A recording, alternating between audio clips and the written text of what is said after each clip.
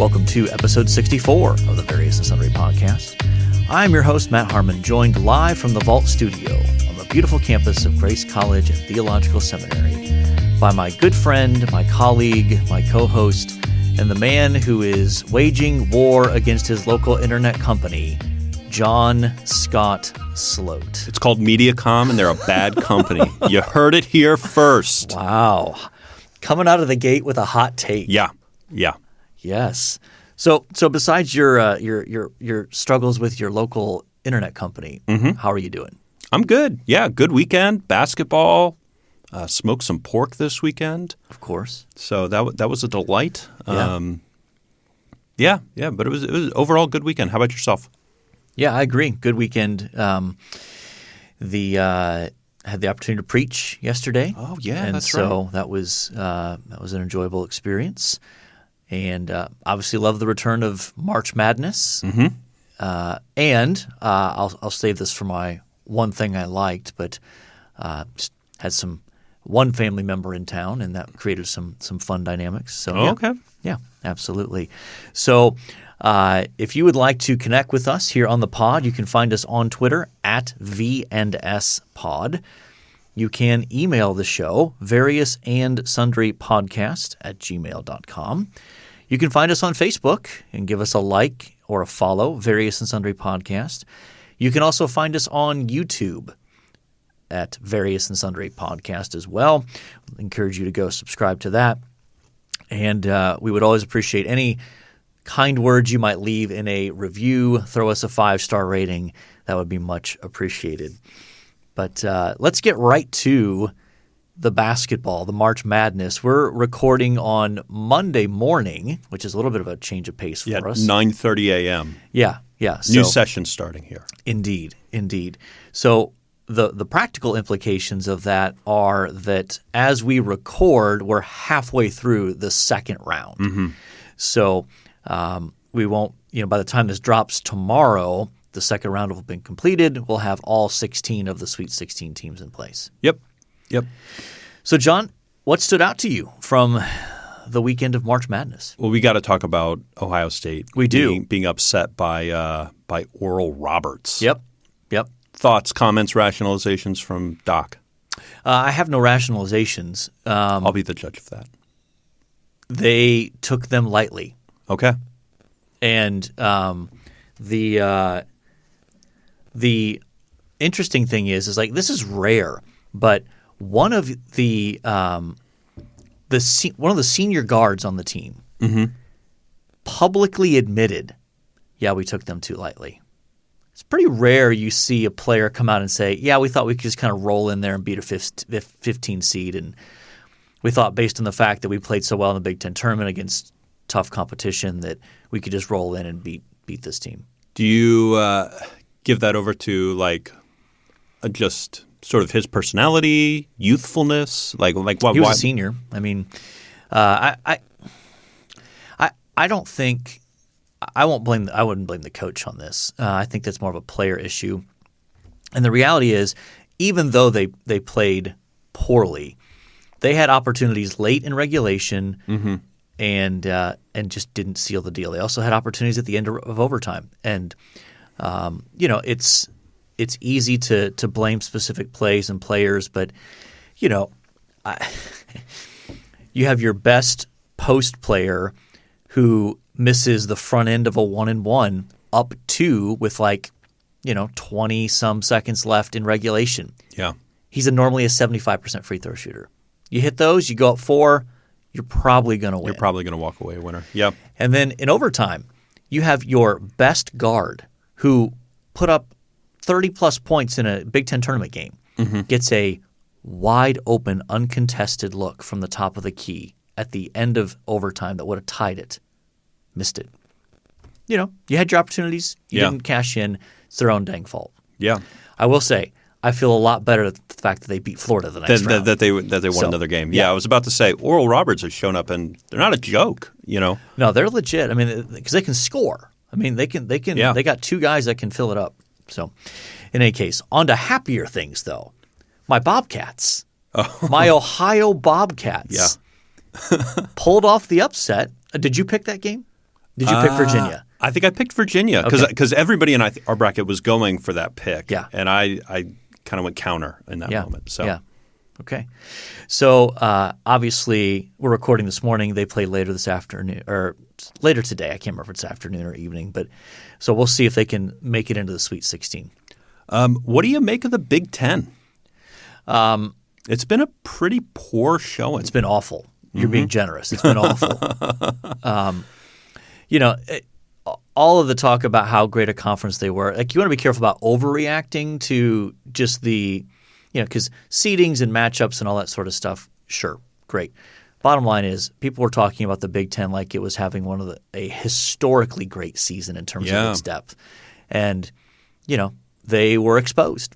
It's just bottom line. The teams just seemingly not prepared or not stepping up and performing when the pressure's on. I mean, I think you could say Illinois lost to a Loyola Chicago team that was probably underseeded. I don't know that they should have been an 8. I've seen other things saying based on metrics they could have been a 3 seed. That's too high.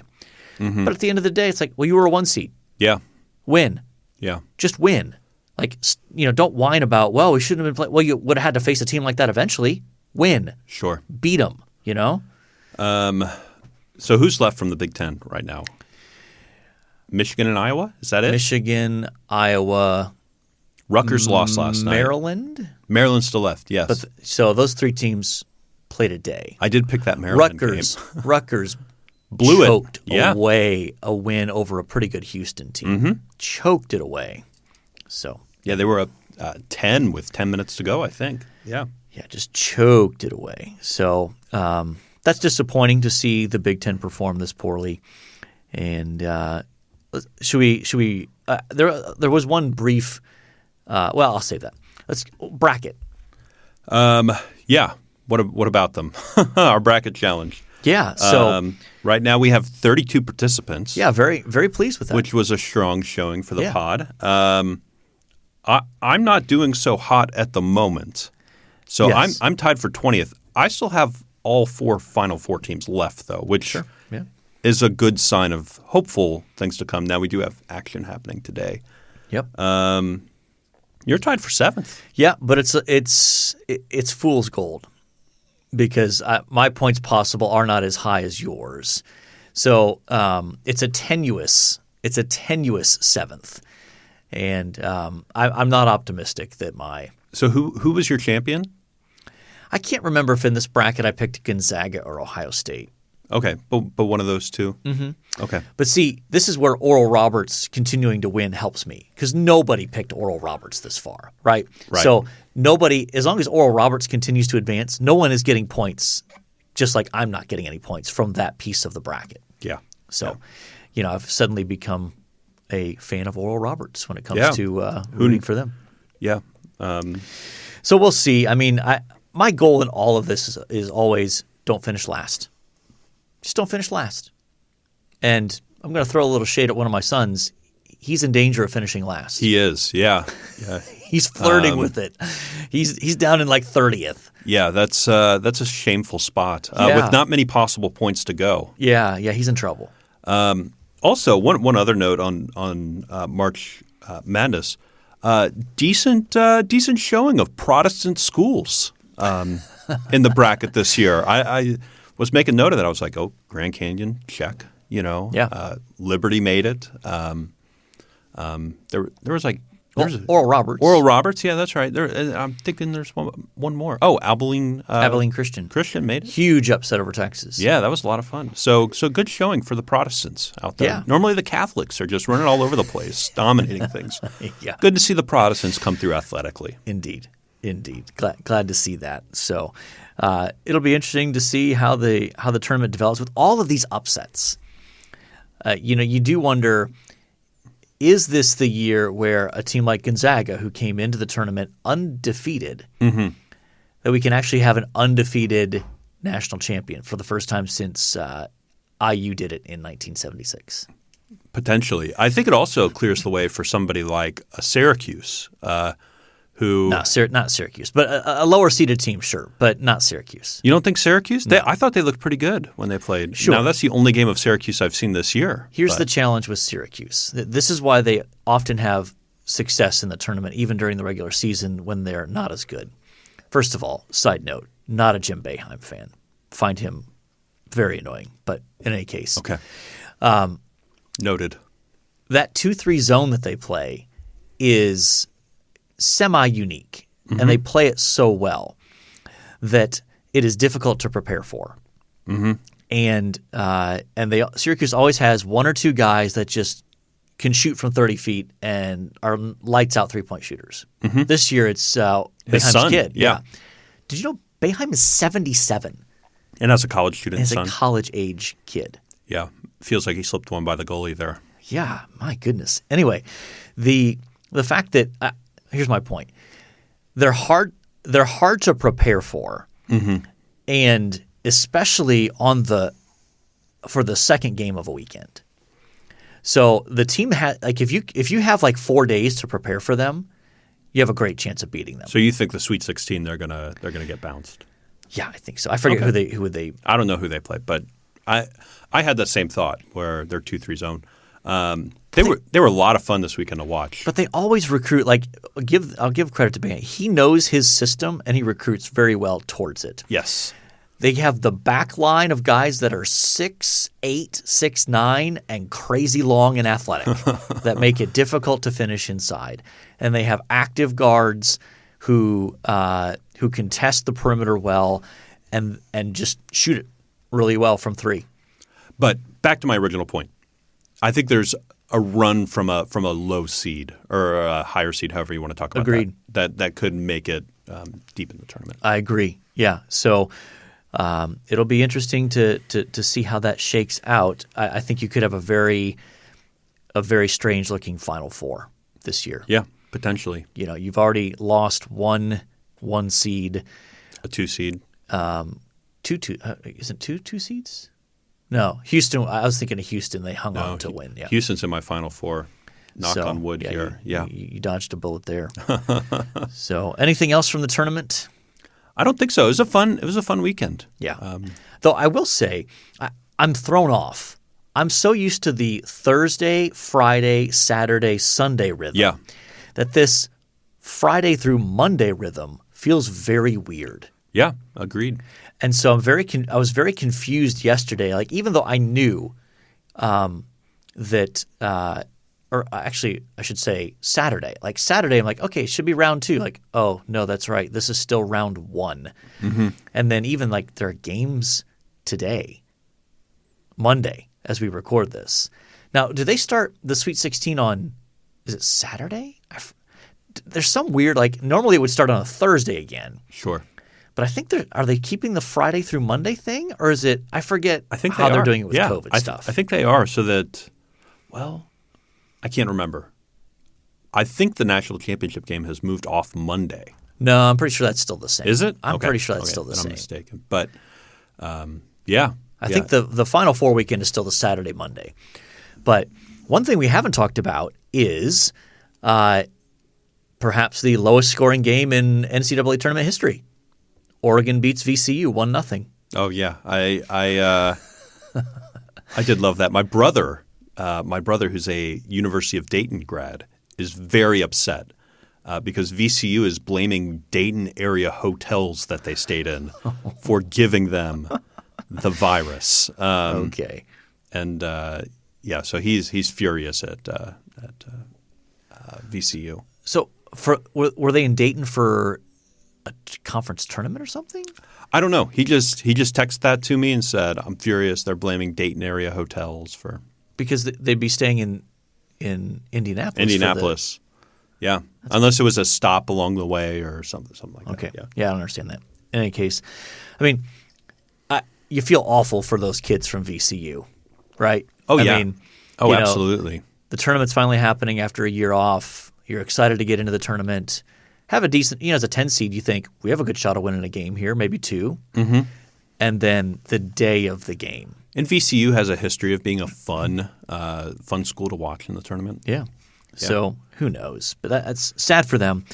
But just take a moment to enjoy the fact that we're back, that March Madness is happening, even without the fuller crowds and that sort of stuff. Yeah, yeah. So the only other sports note I wanted to hit was LeBron James out indefinitely with a high ankle sprain. Yeah. Mm-hmm. And the Lakers currently also don't have Anthony Davis because of a calf issue, concerns maybe with an Achilles. Yeah. So those tall guys have all sorts of issues. Yeah. Lakers in some trouble. I think they're in the sixth seed currently. You know, depending on how long AD and LeBron are out, you know, they could slip into that danger zone of like having to win a play-in game to even get into the playoffs. Yeah, yeah. But you want to know what? If they're fully healthy by the playoffs or able to make the playoffs, they're dangerous. Yeah, even if they were to be like a 7th or 8th seed, they could obviously make a run there. But any quick updates on your Mets spring training? A lot of contract extension talk right now. It sounds like the owner might be shelling out $500 million for a couple players. Pocket change. Well, when you're worth, I think like $100 billion or something like that. Yeah, pocket change. Pocket change, indeed. So, let's move on to our main topic here. I think we've exhausted the March. Yeah, I think March Madness. We've squeezed everything out of that we can. Yeah. Yeah. So, our topic for today is male friendship, and John, why are we talking about this? Well, I think this is one of those evergreen topics that's just so fascinating that I think we'll come back to it again and again. I'm pretty sure if we haven't talked about it on the pod, you and I have certainly talked about it before. But I believe you sent me an article from Mere Orthodoxy. Is that the website? Yes. Talking about male friendships and why men have no friends, and specifically responding to another article on Harper's Bazaar. That's correct. Yep. Where this author Hamlet, is that her name? Yes. What is? See, I have her name. Melania, Melanie Hamlet. Yeah. Is responding to is saying it comes out and says men don't see therapists. They don't. They aren't in touch with their emotions.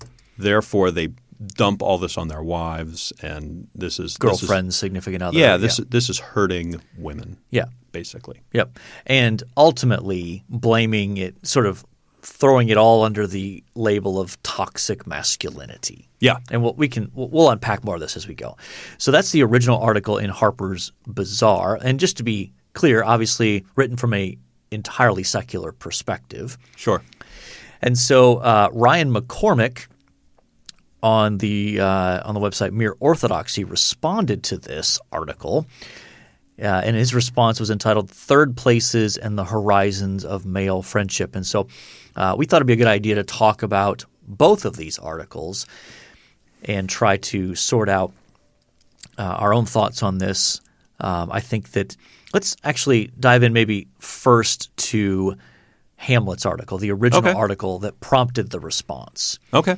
So, you gave a brief summary there, but I think it's good to kind of walk through maybe a little bit more detail to set the stage. We will have links, obviously, for these articles that you can follow. A content advisory, though, on the Harper's Bazaar article. There is some salty language, some R-rated language in that article. So just a heads up. Little trigger warning. Yeah, because we believe in trigger warnings.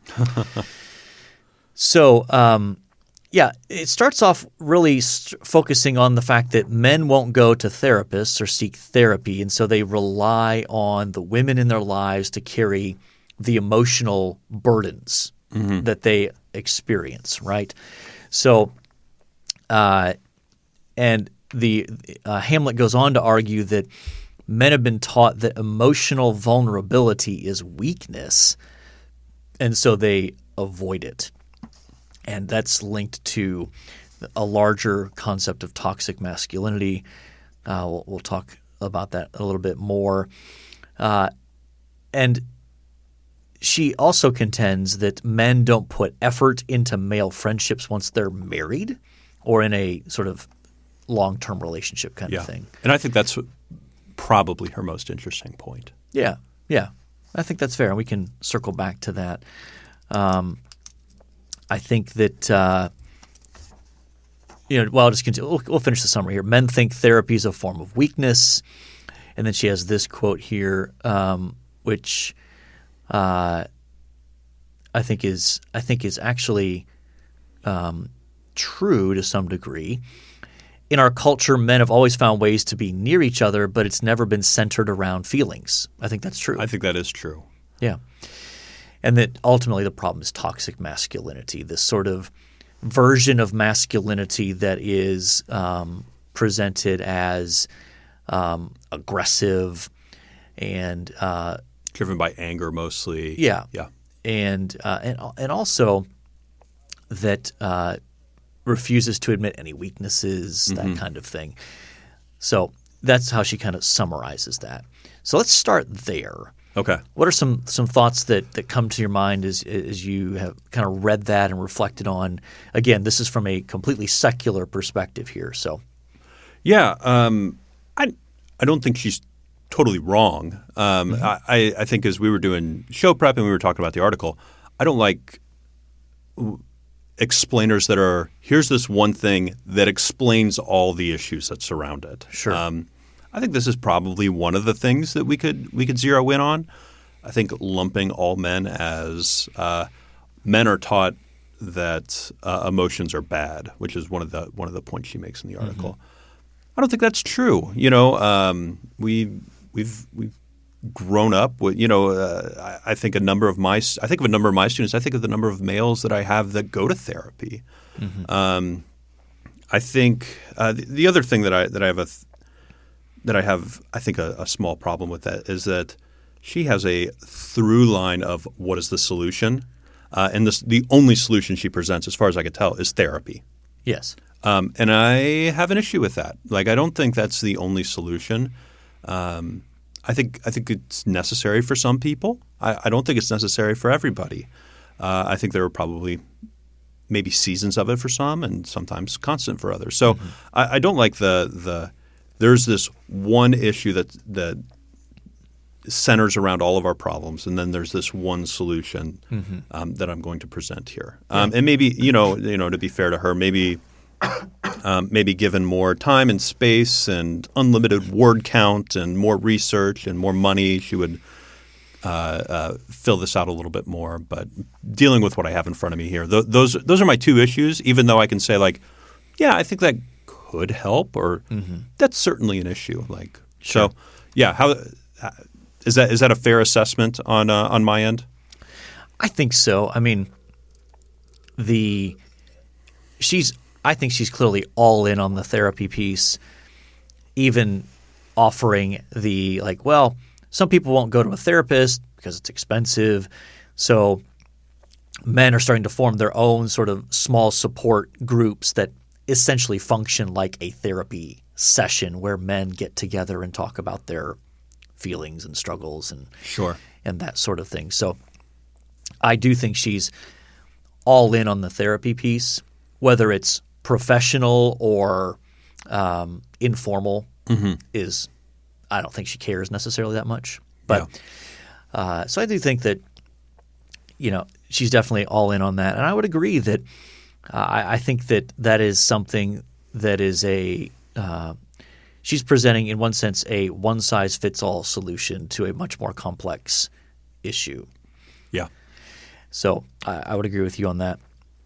I also her use of the expression toxic masculinity without defining that is something that I want to give some pushback on, because my suspicion is she would define certain aspects of what I think is a legitimate biblical picture of manhood as toxic.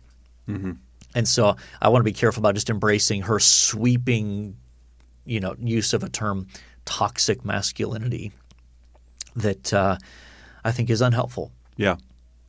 Which is not to say that there aren't obvious versions of masculinity that are toxic, or toxic men. and one of the men she describes in here where, this guy's living at his girlfriend's house while she's working on a PhD and just gets sort of moody and silent anytime he has a problem and lashes out and passive aggressive. I go, yeah, that's pretty unhelpful and probably a accurate description of a toxic individual. Right. A toxic man. But right. Yeah. But in some discussions of toxic masculinity, sure. something that is, I think, a biblical picture of even any version of sort of male leadership within the home is instantly dismissed as, well, that's toxic masculinity right there. So I just think it's helpful to – it's too broad a term that goes undefined, and we need some people to drill down on it so we know what we're talking about. Yeah. Yes, you know me. I'm always harping on what do you mean by that? Yes. Let's define that term.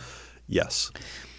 Not to get too far off track here, but the more I observe cultural discussions and political discussions, the more I just want to say, can we please stop and define terms? Mm-hmm. What do you mean by that? How are you using that? That if we could just get to that point, that can often clarify at least where the actual disagreements are. Mm-hmm.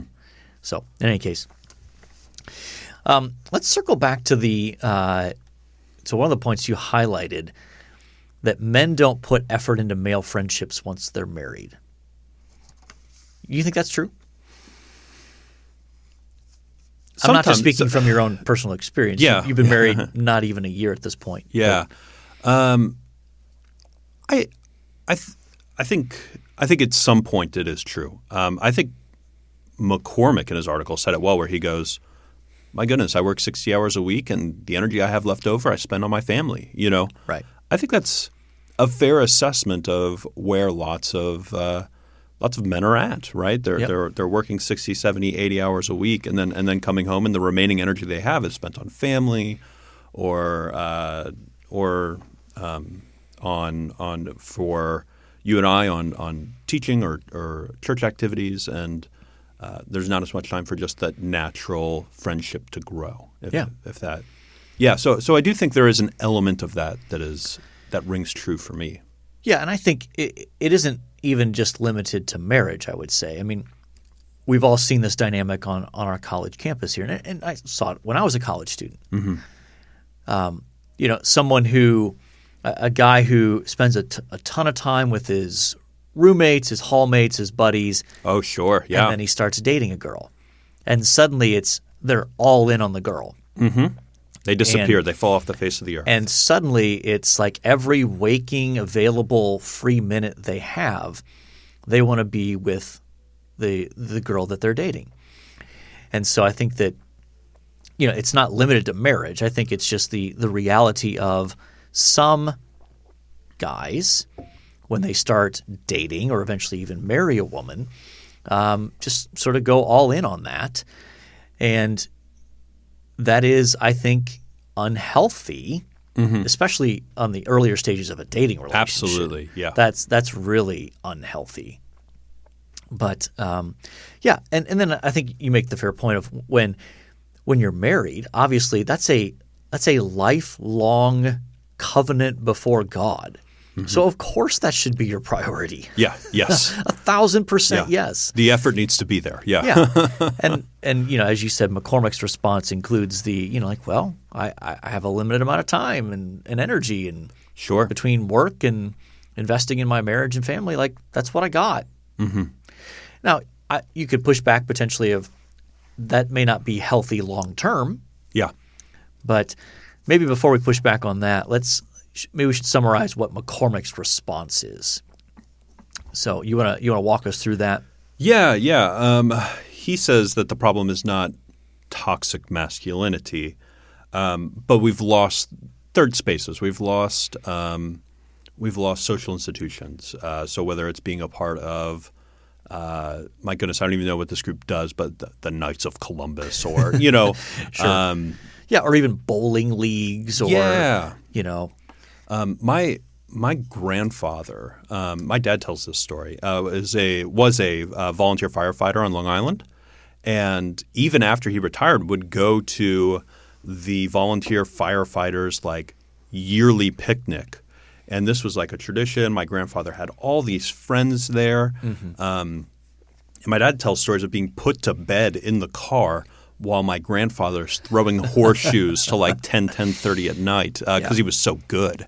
And that this is, he just found a lot of enjoyment and fun in that. And so that's one of his issues. That's one of his points is, and I think it's a fair point, that the problem isn't necessarily toxic masculinity, but it's we've lost some of these avenues for connection that once existed in our society that are slowly going away. Yep. And just as a side note here, obviously COVID in the last year has intensified that reality 100-fold. It sped that up. Yeah, absolutely. So he goes on to talk about how men form relationships differently and forms those friendships differently. And he quotes Lewis, which Lewis is a great one in The Four Loves, which I think we've linked in the show notes before, but we'll link again. Yeah. He has a chapter on friendship that's lovely. And sort of Lewis's argument is that friends are formed by looking at a third thing, by looking at something and pursuing that thing. And I think one of the quotes from him is, when you find a friend, you're looking at something and you're talking about it and you go, I thought I was the only one, And so it's looking for that. McCormick goes on to say that female friendships seem to center around on women debriefing life and talking about life, where male friendships are formed by looking at something else. I think that's a key takeaway. I agree. And less on the emotional end of things. And then he says, there's conversations about politics, theology, and a host of other top Major League Baseball, a host of other topics as well. Yeah, and you see that. I mean, I think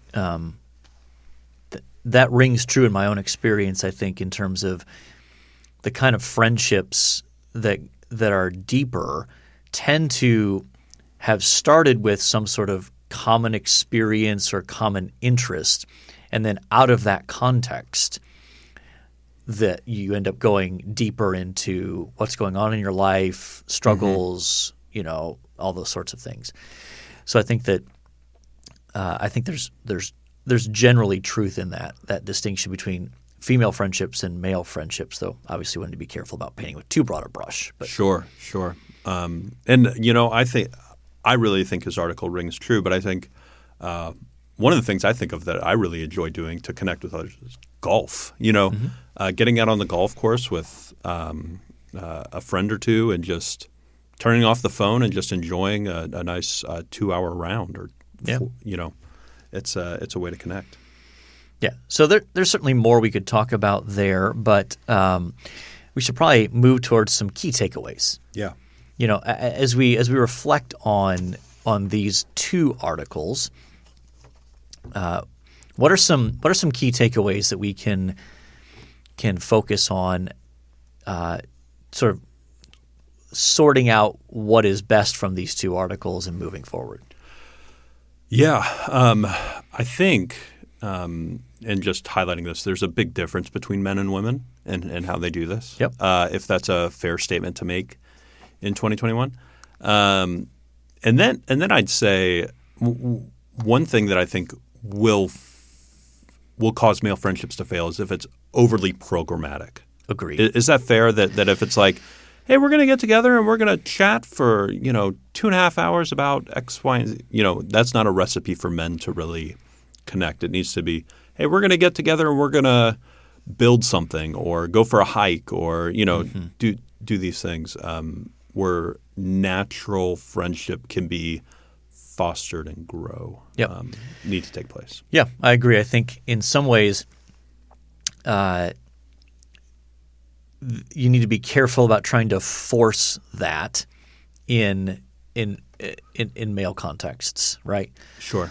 But I also think on the flip side that men probably need to be more intentional about putting themselves in those contexts. Yes. Where those relationships will develop somewhat naturally. Yeah. You know what I mean? So it's thinking about well, what are my interests? And maybe it's music. Okay. Well, is there some context where I can get myself around other guys that share my interest in jazz music or something?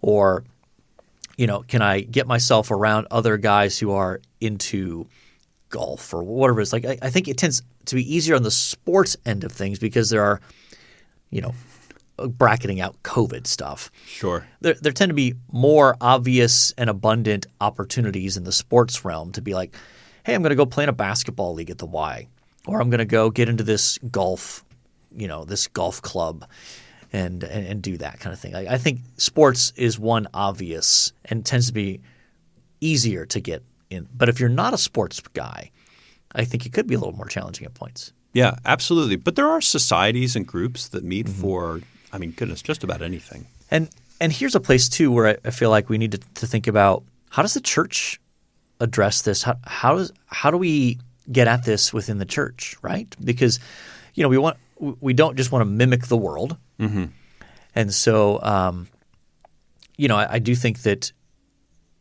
there can be a place for events and things like this, but I also think, from my perspective, there's just this balance between creating contexts and not forcing things. But at the same time, men probably need to be a little bit more intentional about asking friends questions that are a little bit more, that go beyond the surface of, hey, did you see the game last night? Sure. Wasn't that an amazing finish kind of stuff? Yeah. And within the church, I think, among guys, being more intentional about asking questions of, hey, how are things going with work? How are things going with your wife? Anything specifically I can pray for you can often be a sort of opening of the door of, well, actually, now that you mention it, I'm really concerned about this situation or about this dynamic going on. So I think – does that make sense? Oh, yeah. So I think it's a both and. My impression is women respond really well to the programmatic side of that, where you could bullet point it out and have discussion questions, and it's just going to be a great time. Where I don't think men will, and I think that's a challenge for the church to sort of both press on men to do that, but let those things foster organically. Agreed. Though I will push back just slightly on the women piece. I think there's a generational dynamic. Interesting. My wife has experienced this, I think, in terms of she feels like she's kind of in between generations, where those women who are older than her are much more on the programmatic end. Like, let's create programs and structures and very like very intentional, like big program kind of stuff. And that women who are younger than her are much more like, let's just focus on the organic and not really do as much on the programmatic end. Let's just kind of do life together. So yeah, that's interesting. In any case, lots that we could continue talking on, and we'll throw the links up on the show notes for the articles as well as the C.S. Lewis book. Yep. And that'd be a good place to continue looking into this. And given our interest in this topic, I'm sure we'll eventually circle back to it. I know we've done an episode on friendship before, but this is something that we keep our eye on, and if we come across interesting articles like this, we might circle back to it. So, in any case, this is episode 64, so we need to move on to our athlete. Some great 64s in history, let me tell you. If by okay, yeah. Maybe not so much. I mean, we've basically scrounged up every 64 from every professional sporting two guards, NFL guards from the way back, right? Yep. So we've got Packer great Jerry Kramer, played in all those great Packers teams with Bart Starr and the early first two Super Bowls, but before that they were winning NFL championships. Probably in the Ice Bowl. Yeah, Vince Lombardi, that whole crowd. He played guard for the Packers from 58 to 68. So he might have been maybe just for the first Super Bowl then. I'm not sure when that started. And then the other professional athlete, Randall McDaniel. I don't know if you remember him. I don't. He was a guard for the Vikings, Hall of Famer, played from 88 to 2001. And then here was an interesting just side note fact discovered in show prep research. As of 2019, no player in the NBA has ever worn the number 64. The unnamed player. Yeah. Okay. And then for Ohio State, Jim Lachey was a guard in the early 80s, 1981 to 1984. Terrific player, and eventually became a sort of radio broadcaster, TV figure in the Columbus area, participates in the broadcasts of Ohio State football. So, thoughts? I'm not sure I have strong feelings. Yeah, I don't either. I mean, historically speaking, Jerry Kramer is probably going to be the most significant out of those two. Okay. That sounds good. Jerry Kramer? That sounds good to me. Okay. Let's do it. Jerry Kramer. All right. One thing you liked. So I've been doing prep. I start church history today, actually 1 o'clock, Monday. And so I've been trying to read more primary sources as I prep. And I read through the letter of Polycarp to the Philippians. It was fantastic. Yeah. It is and it's so old that it's just public domain. So it's free on the internet. Yeah. I think I'm going to have my students read it in class because I think it's just that good.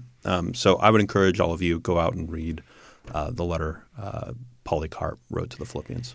Yeah, that's just a great – there seems to be this gap between like, the close of the New Testament, and then it's like, let's talk about guys like Origen and Augustine, and you kind of jump over this like 100+ year period, really most of the 2nd century, where it's just like we almost kind of pretend like it doesn't exist. Yeah.